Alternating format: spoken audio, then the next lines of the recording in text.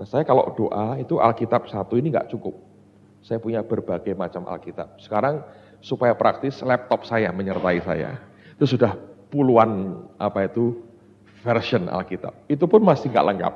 Ditambah beberapa lagi. Jadi lebih ringkas sekarang. Jadi kalau kamar doa saya Anda lihat itu di mana-mana itu Alkitab. Karena Tuhan kalau ngomong itu sudah luar biasa. Itu loh hebatnya firman itu ya. Satu terjemahan tidak bisa cukup mengekspresikan kekayaan yang di dalamnya. Nangkap? Itu nggak bisa. Makanya banyak versinya itu menurut saya gara-gara itu, saudara. Kalau orang tambah bingung ya sayang sekali kalau bingung.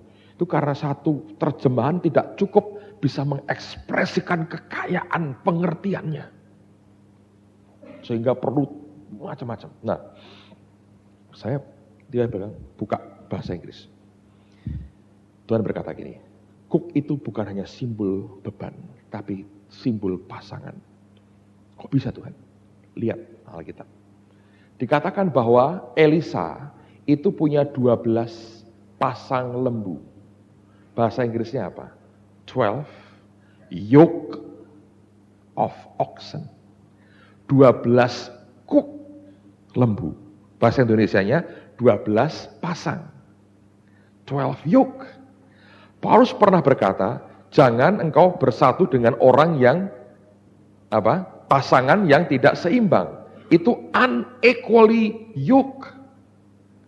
Jadi yoke itu juga pasangan. Terus dia tunjukin saya penglihatan, saudara. Petani lagi jalan bajak sawah dengan 2 lembu di depannya. Ya, dan ada yoke, ada kuk di atasnya. Lalu 2 pasang ini, sepasang lembu ini jalan. Dan Tuhan berkata begini, lembu yang satu itu Yesus. Lembu yang satu siapa? Kamu, Anda semua. Itu yang dia berkata, take my yoke. Pikulah kukku. Dia ajak kita jalan berpasangan dengan dia. Nangkap saudara? Dan Tuhan berkata begini, waktu kamu mulai berkembang, kamu mulai tumbuh, kamu akan sering berkata gini, sudahlah jangan berontak kepada Tuhan. Nanti percuma, sakit semua kamu kalau berontak. Betul nggak? Ada sering ya orang ngomong gitu ya. Jangan berontak, sakit semua, percuma. Nurut aja sudah, menyerah. Jangan berontak, nanti sakit. Dia berkata itu baik. Tapi makin kau kenal dia, makin engkau cinta dia, makin engkau mengerti, kenal siapa dia, perkataanmu akan lain. Engkau akan berkata, aku tidak mau berontak. Nanti aku menyakiti dia. Ngerti? Kepeduliannya bukan ke dirinya lagi, tapi ke Tuhan kita. Nangkep saudara? Nah kalau Anda bergaul sampai Anda ngerti, mengenal dia seperti itu luar biasa. Itu membuat hati kita ini saudara, itu dilembutkan Tuhan, dimurnikan Tuhan begitu rupa. Sampai kita bilang, Tuhan, sungguh engkau ini Allah yang luar biasa. Nah, di dalam kita menabur, di dalam kita memberi, di dalam kita mempersembahkan apapun, apa yang membuat kita berbeda dengan orang mancing, dengan orang judi sebetulnya? Hati. Yang satu didasari oleh karena selfish, ingin akan keuntungannya sebagai yang utama. Tapi yang kita harusnya didasari karena kita mengasihi dia. Bahwa kemudian Allah memberikan hadiah, itu karena peraturan Tuhannya begitu. Apa boleh buat saudara? Dan Tuhan punya kepentingan, kenapa diberi reward? Sebab kalau tidak, dengar baik-baik, itu orang itu akan menutup kesaksian terhadap orang dunia. Orang dunia itu kan yang dibutuhkan kan hasilnya tuh.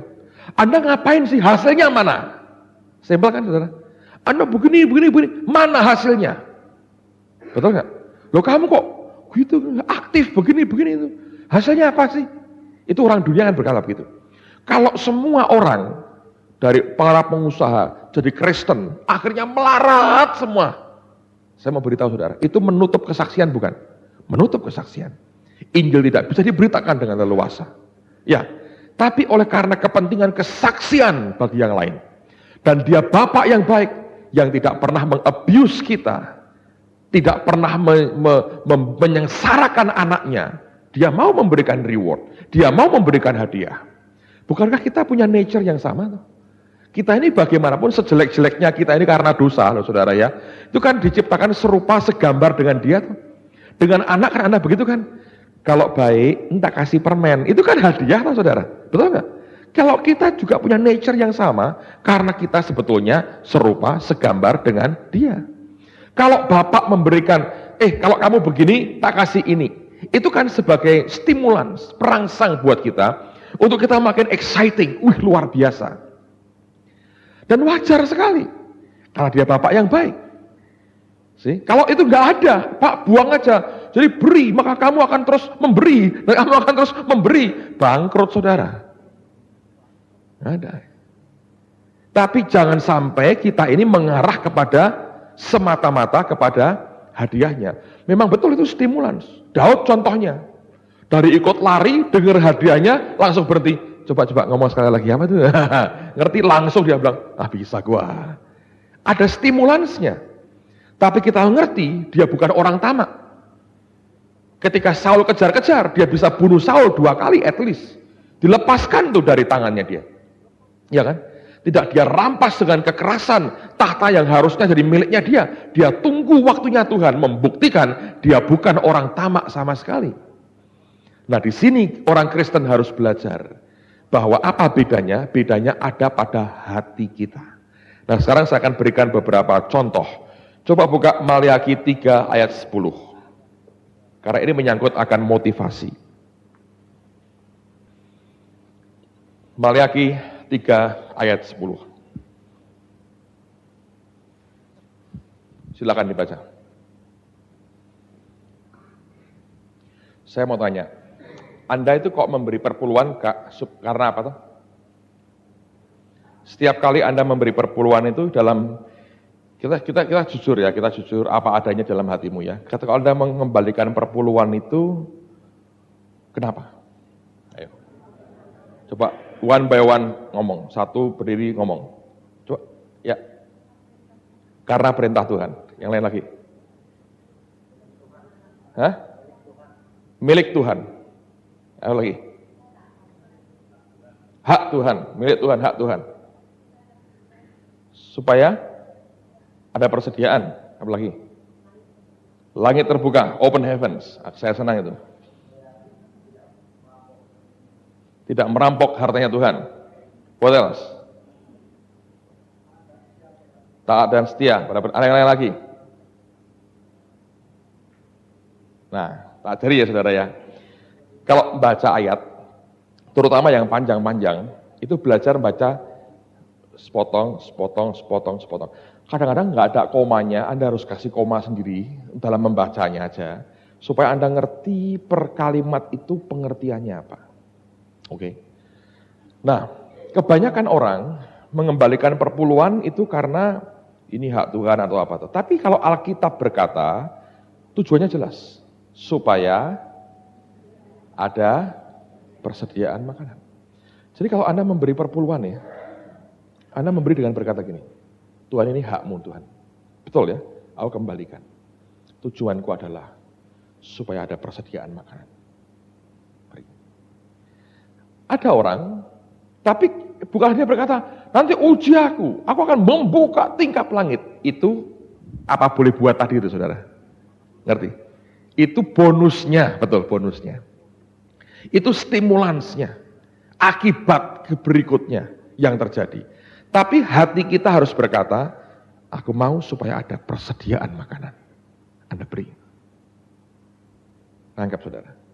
Tapi juga sadar bahwa itu haknya siapa? Tuhan. Jadi kalau itu haknya Tuhan, Anda boleh ngatur enggak? Enggak boleh. Nah banyak orang Kristen, itu gini kalau memberi. Itu kayak barang diberi, diikat ekornya, sama tali dia pegang. Ini ya, anjing kecil buat Bapak. Anjing jalan. Pendeta berkata, anjing saya taruh di rumah sebelah. Oh, rumah sebelah, jangan, tarik lagi. Rumah depan Pak kalau mau. Jadi kita masih ingin ngatur. Tapi itu bukan hakmu sebetulnya saudara. Saya ngajari saudara begini. Sekali Anda memberi korban, selesai. Jangan dipertanyakan, diikuti. Dipakai apa korban saya? Loh kok untuk bayar parkir? Bukan loh, ini untuk Tuhan. Lah apa enaknya dibakar aja supaya naik ke atas. Jangan diikuti kemana itu uang pergi. Itu urusan orang yang pegang uang, tanggung jawabnya dia dengan Tuhan. Anda ikut ngurus, Anda malah keliru. Saya cerita apa adanya, saudara. Sinode kami itu kan ada aturannya, setiap gereja lokal harus memberikan 10/10 dari seluruh income yang ada di gereja. Jadi sejak beberapa tahun bertahun-tahun yang lalu kami lakukan dengan setia. Bahkan kami gereja kalau melakukan bukan sebulan sekali, seminggu sekali. Tiap Senin, begitu persembahan seminggu itu dihitung, selesai. Lalu Senin itu kami masukkan transfer ke rekeningnya sinode. Jadi sebulan itu bisa memberikan 4-5 kali transfer dari gereja kami untuk sinode. Kami bisa berkata, jangan ditahan itu uang. Pak, tahan sebulan, jangan. Ngapain nahan uangnya Tuhan? Resiko, saya berkata. Pokoknya sekarang saya ngerti beginilah. Perpuluhan itu kayak sunat, saya berkata gini. Ini berkat, ini milik Tuhan, sunat. Kuduskan dulu, sunat. Nah, jadi setiap Senin kami sunat uang gereja, sunat. Jadi di gereja ada tukang sunat. Perpuluhan sunat, kasihkan. Nah, jumlah yang kami beri itu dibandingkan dengan yang lain-lain besar, saudara. Besar sekali. Dan satu hari Pak Adi datang ke saya. Pak Adi ini pendeta baik sekali, saudara. Dan dia bukan orang yang tamak, bukan orang yang apa. Ini orang yang secara integritasnya luar biasa.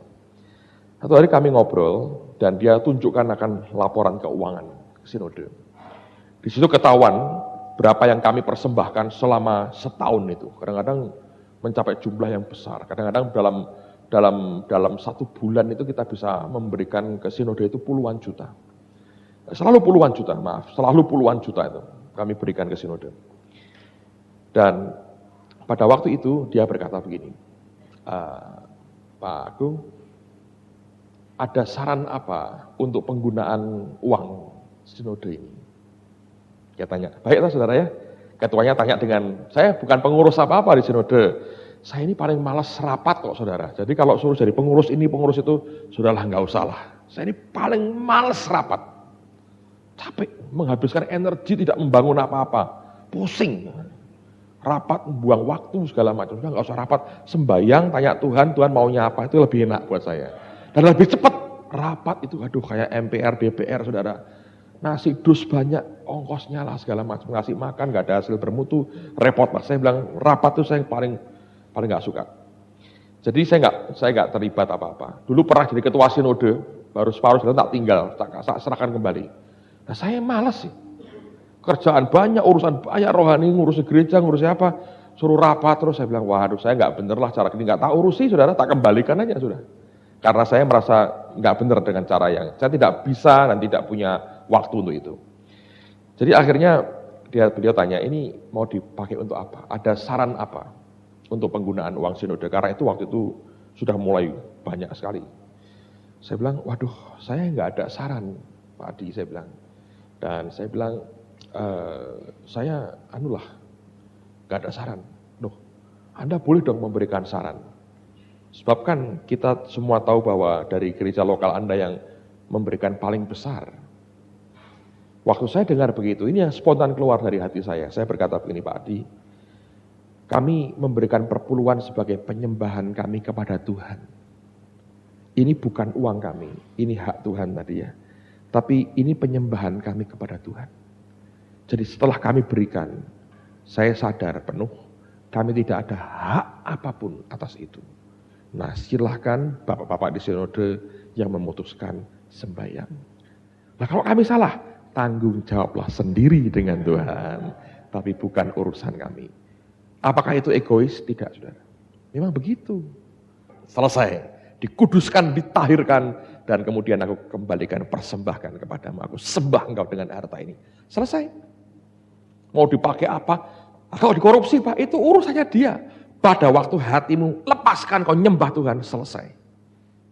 Penyembahanmu itu yang naik di depan Tuhan. Dia tanggung jawab sendiri. Masa orang nabur tidak nuai, saudara? Orang nabur ketidakjujuran, masa tidak menuai kehancuran? Pasti.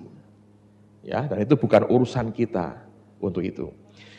Lihat sekarang Markus 10 ayat 28 sampai 30. Markus 10 ayat 28 sampai 30. Silahkan dibaca.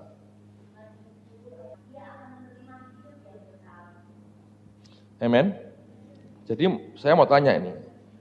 Para rasul itu akhirnya nerima enggak, saudara? Di bumi ini nerima enggak? Nerima kan? Saya pernah dimarahi orang. Mana nerima? Saya berkata, loh nerima? Mana nerima?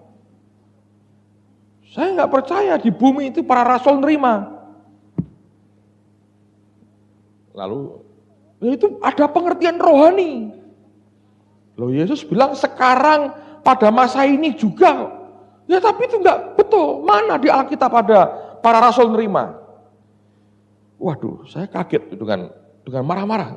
Ada orang yang, aduh saya heran sekali. Orang begitu tidak suka hati melihat orang Kristen diberkati. Lalu saya berkata begini, kalau ini mereka tidak nerima, kita ini nyembah Yesus yang bohong. Oh enggak bohong dia, tapi itu pengertian rohani. Oh kalau gitu nyembah Yesus yang rumit. Jadi orang-orang kayak kamu yang pinter ini yang bisa ngerti. Yang bodoh kayak aku ini enggak ngerti. Nah, saya berkata, problemnya cuma satu. Kamu tidak tahu bahwa kita cuma pengelola, steward. Para rasul nerima enggak saudara? Nerima. Itu orang-orang jual rumah, jual ladang, uangnya ditaruh di mana? Di depan kaki para rasul. Loh, tapi kan bukan milik dia. Loh, siapa sih yang bilang bahwa ini milik kita, ini milik saya? Kita cuma pengelola.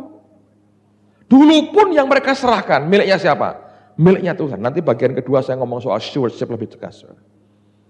Tapi dengerin dulu. Anda kalau lihat begini ya, ini Yesus janji nuai berapa kali ganda? Berapa?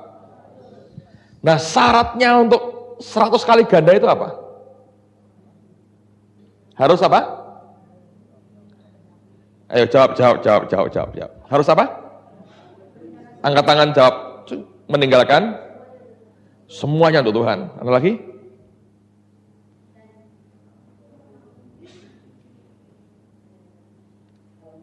Loh, saya bukan Pak Adi yang suka menjebak-jebak saudara. Please tenanglah. Ada yang lain lagi? Hah? Karena Allah dan karena Injil. Ada lagi? Itu ilmunya Pak Adi belum saya pelajari. Dengar baik-baik saudara. Betul sekali dia berkata bahwa kalau kamu meninggalkan semuanya itu ya, kamu akan nuai 100 kali ganda, sekalipun disertai berbagai. Nah saya beritahu loh saudara ya, pengajaran ini membuat Anda masuk dalam aniaya. Anda nuai 100 kali ganda itu disertai apa? Kenapa? Kenapa? Satu di antaranya, sebab orang akan marah lihat kita diberkati. Si sulung akan marah melihat kita diberkati, saudara. Hamba yang kerja dari pagi dapat sedinar akan marah ketika kita diberkati. Nangkap saudara. Tapi lihat bahwa motivasinya itu bukan 100 kali gandanya ini. Banyak orang hitung-hitungan, cobalah aku punya 1000, tak kasih. Dapat berapa ya? 100.000. Tak kasih lagi. Berapa? 10 juta. Betul ya? Tak kasih lagi. Berapa? Tak kasih lagi.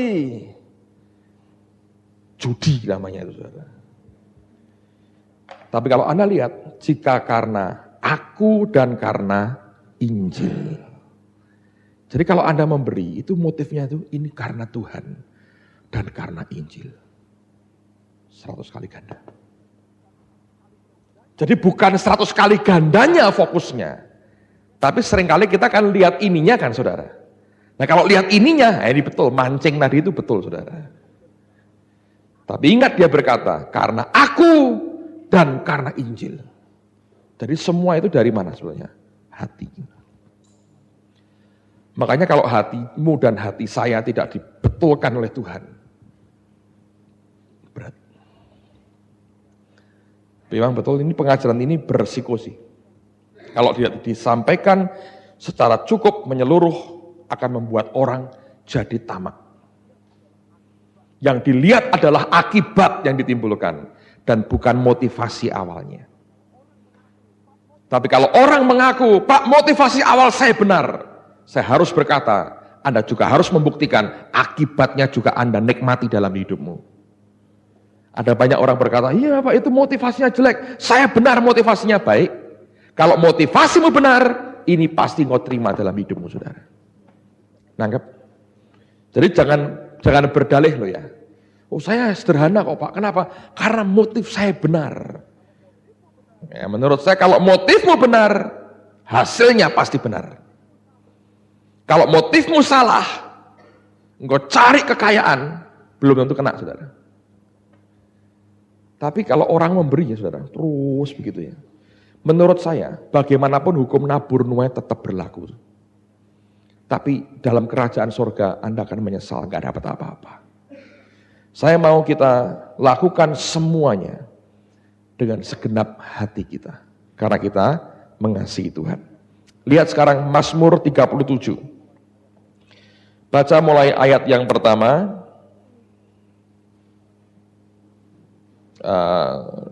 Sampai dengan ayat yang keempat. Atau ayat yang ke-5. Mazmur 37, ayat yang pertama, silahkan sampai dengan ayat yang ke-5. Jangan marah karena orang yang percaya kepadanya, dan ia akan bertindak. Amen. Alkitab berkata, ayat yang keempat, dan bergembiralah karena Tuhan, maka ia akan memberikan kepadamu apa yang diinginkan hatimu. Ada hal menarik di sini saudara sekalian. Kata delight thyself in the Lord, bergembiralah di dalam Tuhan, itu sebetulnya kalau Anda lihat pada Strong Concordance, itu akar katanya itu sebetulnya kata delight itu artinya to be soft and pliable. Lembut, lunak, dan gampang dibentuk. Dengan kata lain itu seperti moldable. Moldable itu di mold itu dibentuk ya, seperti tanah liat di tangan penjunan ya. Dia berkata kalau engkau ini lembut dan mudah dibentuk di dalam Tuhan, kalau Anda lihat dari akar kata yang sebenarnya, maka dikatakan apa? Ayat yang keempat, ia akan memberikan kepadamu apa yang diinginkan hatimu. Kenapa sampai begitu? Karena kalau kita dibentuk sesuai dengan keinginan Tuhan, maka keinginan kita pun sebetulnya adalah keinginan Tuhan yang dimasukkan dalam hati kita. Saya beri contoh begini, saudara. Kayu ini dari pohon, betul ya? Nah, perlakuan yang dialami itu tergantung dari kayu ini dibuat apa. Contoh. Kalau kayu ini dibuat untuk alas motong daging, bisa nggak? Bisa kan? Anda akan menjumpai dalam waktu singkat, ini akan penuh dengan goresan pisau, dan akan mengelupas semua kulit bagian luarnya, dan akan bau anyir amis luar biasa. Ya, ini saya kasih Anda gambaran ini. Jadi dari pohon yang satu, ya, ini dipotong beberapa bagian, misalnya. Ada bagian yang untuk motong daging. Maka bagian motong daging ini yang dia butuhkan berbeda. Dia digunakan untuk hal berbeda. Nangkap? Wujudnya akan beda, baunya beda. Sebagian lagi dipakai untuk kursi. Disitulah Anda dan saya duduk. Dia akan jadi barang yang dibebani. oleh berat badan kita. Tapi ada lagi kayu yang dipakai untuk mimbar seperti ini. Dan itu lebih mendapat penghormatan lagi. Kalau pendetanya difoto, dia ikut foto bersama pendetanya. Kalau di video, dia ikut di video dengan pendetanya. Nangkap saudara? Kalau foto itu dipakai untuk brosur KKR, jutaan flyer, maka dia direproduksi fotonya jutaan, ikut terkenal kayu ini dari pohon yang sama. Saudara dan saya, Alkitab berkata, kalau engkau itu mau soft dan pliable, kalau engkau ini mau lembut dan mau dibentuk, gampang dibentuk, seperti tanah liat di tangan penjunan, maka Allah akan membentuk kita sesuai dengan keinginannya. Lihat, bahwa hasil bentukan itulah keinginan dari tangan yang membentuk. Pada saat dibentuk itulah keinginan itu dialirkan sehingga wujudnya seperti yang diingini oleh penjunannya. Maka dia akan diperlakukan seperti bentuknya. Nangkep? Kalau itu kursi, perlakuannya, ya kursi berharapnya apa? Dudukilah aku. Kalau tidak, aku ini nganggur, gak ada gunanya. Kalau mimbar dikatakan, letakkanlah Alkitabmu di sini dan khotbahlah. Dia tidak berkata, dudukilah aku, jebol, saudara. Kalau tempat Allah semata daging tidak pernah berkata, pakailah aku untuk khotbah, bau semua mimbar ini. Berbeda tuh keinginannya masing-masing. Bentuk-bentuk benda itu punya, kalau boleh bersuara, punya keinginan berbeda-beda. Misalnya, keyboard ini akan berkata, mainkanlah aku, biarkan aku perdengarkan suaraku. Dia nggak pernah berkata, pakailah aku untuk alas mencuci di sungai di Kalimantan, saudara. Dia nggak pernah minta itu. Yang dia minta adalah sesuai dengan bentuknya. Kenapa? Karena pembentuknya, pembuatnya, ini mengekspresikan keinginannya lewat hasil bentukannya. Nah, kalau kita ini bergaul dengan Allah, hati kita lembut. Kelembutan hati kita membuat Allah begitu gampang membentuk kita. Nah, Anda dibentuk seperti apa? Seperti keinginan dia. Maka hidupmu itu adalah ekspresi daripada keinginan Sang Penciptamu, yaitu Tuhan sendiri. Nah, akibatnya engkau menginginkan apa yang dia inginkan, yang diekspresikan di dalam hidupmu. Nangkep? Ini ayat luar biasa sebetulnya. Bukan cuma bergembiralah lalu aku gembira, keinginanku banyak. Nggak bisa. Anda itu dikatakan be soft and pliable. Jadilah engkau lembut dan gampang dibentuk, karena itulah ekspresi dari keinginan orang yang membentuk saudara. Nangkap saudara? Satu hari begini saudara. Ini saya buka rahasia sedikit. Tidak terlalu hebat rahasianya, jadi saya buka pada saudara.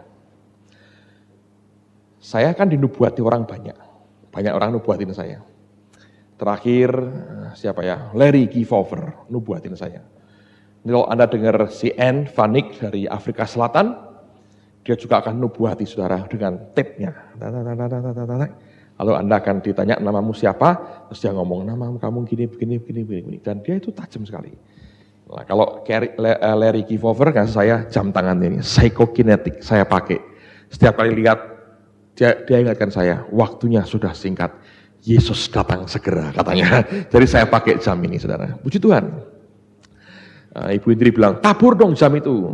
Saya bilang, jangan, bukan karena saya sayang jamnya, ini jam nubuatan, supaya saya terus ingat, waktunya sudah singkat, Yesus datang segera. Ya.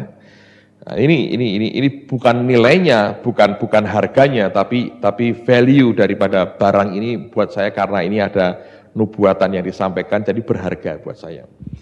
Nah, saya dinubuati banyak hal. Lalu saya berkata begini, Tuhan, kalau engkau ini bentuk aku jadi begini, jadi orang seperti ini, seperti nubuatan ini, yang aku tahu itu mesti ada beberapa kriterianya, ya. Mesti begini.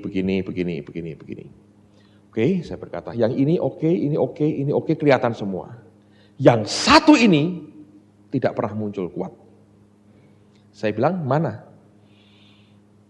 Untuk membuktikan, saya berkata, mana dong buktinya?